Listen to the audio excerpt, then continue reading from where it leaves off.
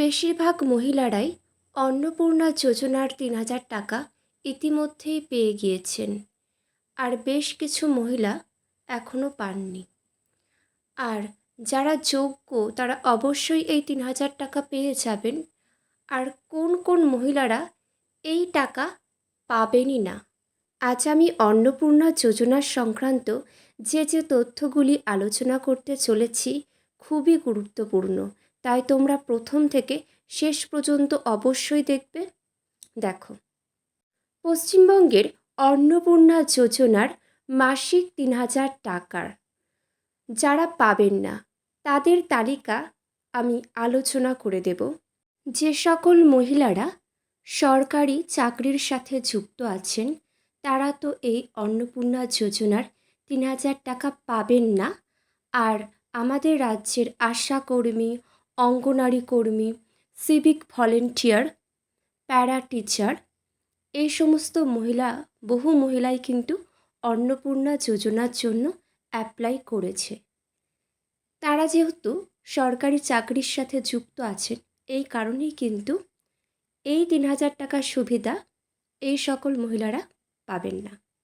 দেখো, আয়কর, যারা ইনকাম ট্যাক্স পে করে, ইনকাম ট্যাক্স দাতা পরিবার, আবেদনকারী মহিলার পরিবারে যদি কেউ ইনকাম ট্যাক্স, আয়কর বা জিএসটি প্রদান করেন, তবে সেই পরিবার এই যোজনার টাকা পাওয়ার যোগ্য নয় এমনটা শোনা যাচ্ছে।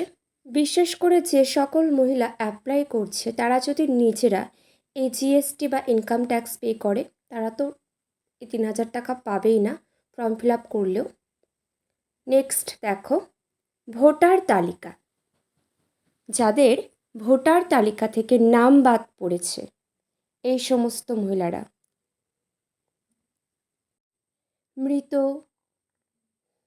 স্থানান্তরিত কিংবা অনুপস্থিত হিসেবে ডিলিট বা বাদ হয়ে গেছে, তারা এই ৩,০০০ টাকার সুবিধা পাবেন না।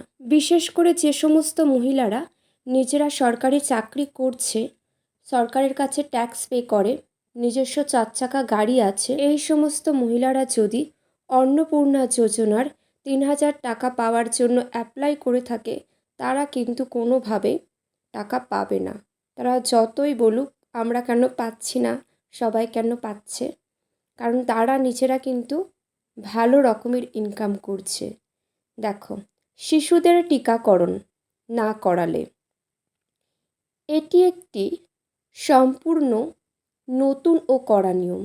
যে সমস্ত পরিবার তাদের শিশুদের জন্য সরকারের বাধ্যতামূলক এবং জরুরি টিকাকরণ কর্মসূচি প্রত্যাখ্যান করেছেন বা অবহেলা করেছেন, সেই সব মায়েরা এই সুবিধা থেকে বাদ পড়বেন।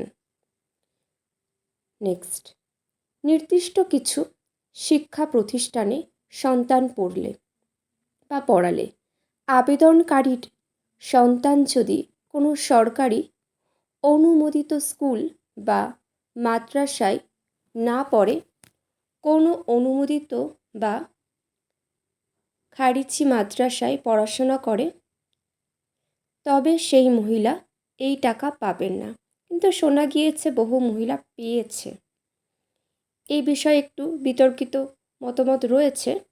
পরবর্তী, বয়স এবং নাগরিকতার শর্ত পূরণ না হলে, যাদের বয়স 25 বছরের কম অথবা 60 বছরের বেশি, 60-এর ঊর্ধ্বে, এই সমস্ত মহিলারা কিন্তু অন্নপূর্ণা যোজনার সুবিধা পাবে না। আর তোমরা যারা অন্নপূর্ণা যোজনার টাকা পেয়েছ অবশ্যই কিন্তু কমেন্ট করে জানাবে। আর যারা যোগ্য মহিলা অবশ্যই এই ৩,০০০ টাকা পাবে, এগুলি তোমাদেরই প্রাপ্য টাকা, তোমরা একটু অপেক্ষা করে যাও। দেখো, যারা ভারতের স্থায়ী বাসিন্দা বা নাগরিক নন তারাও কিন্তু এই টাকা পাবেন না। নেক্সট, দুবারের বেশি বিয়ে এবং অন্যান্য পারিবারিক কারণ, সরকারি ঘোষণা অনুযায়ী কোনো ব্যক্তি যদি দুবারের বেশি বিয়ে করে থাকেন বা পরিবারের তথ্য যাচাইয়ের সময় ভুল বা মিথ্যা তথ্য দেন, তবে তাদের আবেদন বাতিল করা হচ্ছে। এগুলোর জন্য কিন্তু রিজেক্ট এসেছে, অনেকেই কিন্তু ভুলভ্রান্তি করেছে। নেক্সট, টেকনিক্যাল কারণে টাকা আটকে যাওয়া। অনেক সময় যোগ্য হওয়া সত্ত্বেও অনেকে টাকা পাচ্ছেন না। এর মূল কারণ হলো ব্যাংক অ্যাকাউন্টের সাথে আধার লিঙ্ক এবং ডিবিটি সক্রিয় না থাকা, ফর্মের নামের সাথে আধার ব্যাংক অ্যাকাউন্টের নাম না মেলা, অথবা একই মোবাইল নম্বর দিয়ে একাধিক আবেদন করার জন্য কিন্তু বিভিন্ন সমস্যার সম্মুখীন হতে হচ্ছে। এই ভুলগুলি সংশোধন করে নিলে টাকা পাওয়া সম্ভব, তাই কারোর কোনো ভুল থাকলে অতি দ্রুতই কিন্তু সংশোধন করে নাও।